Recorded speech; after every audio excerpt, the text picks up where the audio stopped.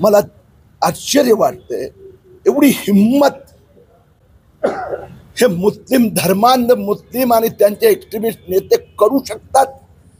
म्हणजे सिल्लोडला पण आता मालेगाव करण्याचं कटकारस्थान सुरू आहे। काल याच लोकांनी त्यात उद्धव ठाकरे सेनेचे नेते, काँग्रेसचे नेते, शरद पवार एनसीपी, MIM आणि अब्दुल सत्तारचे डावे आणि उजवे समर्थक काल त्यांनी निवेदन दिलं होतं, निदर्शनं केली होती। आज त्याच लोकांनी लपून छुपून हल्ला केला आणि मला एवढी गाढ महत्वाची झेड कॅटेगरी सिक्युरिटी असताना ते माझ्या गाडीपर्यंत पोहोचले,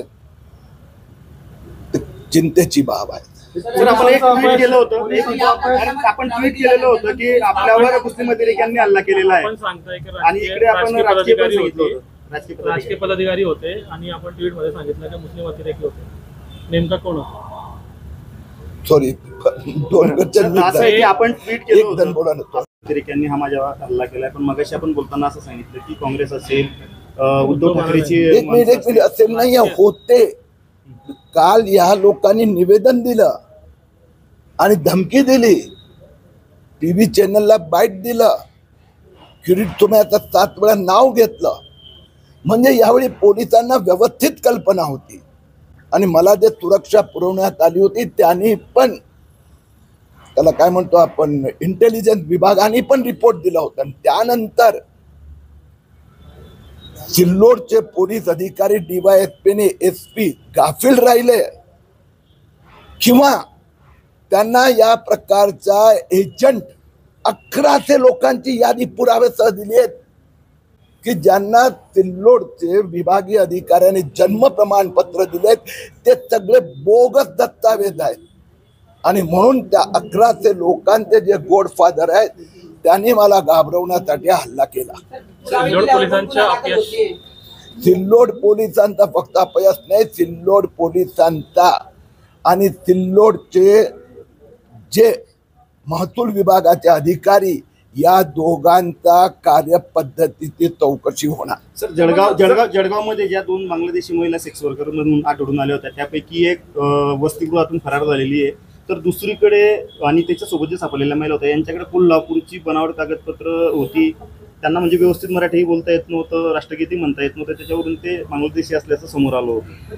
मी आपल्याला आज फक्त ते 43 लोकांचा जो FIR होऊन 3 महिने झाले, मी एकदा आधी येऊन गेलो, आज परत यावं लागलं।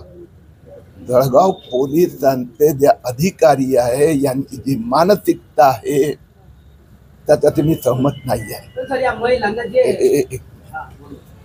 आणि विशेष करून बांगलादेशी कोणी आहे नाही, तो बेकायदेशीर आहेत आणि जे बांगलादेशी आहेत त्यांच्याबद्दल पण कारवाई नाही, आणि जे पकडले गेलेले आहेत ते निर्दोष आहे अशा प्रकारची घोषणा करणारे जळगावचा पोलीस अधिकाऱ्यांचे मी सहमत नाही। हा विषय मी गृह सचिव आणि DG सोबत पाठपुरावा करणार। ज्या महिला बांगलादेश दाखल करण्याची सोबत पोलीस पाडतात, ते कागदपत्र करून तयार करतात, ते येतात। तुम्हाला यापुढे इथल्या पोलिसांचा बांगलादेशी संबंधितला जे व्यवहार आहे आणि कार्यवाहीत फरक दिसेल, हा विषय मी गंभीरतेने, कारण की जळगाव भाजपचा पण काय पदाधिकाऱ्यांनी मला सांगितलं होतं की इथली पोलीस या बाबतीत खूप शांत भूमिका, हे चालणार नाही।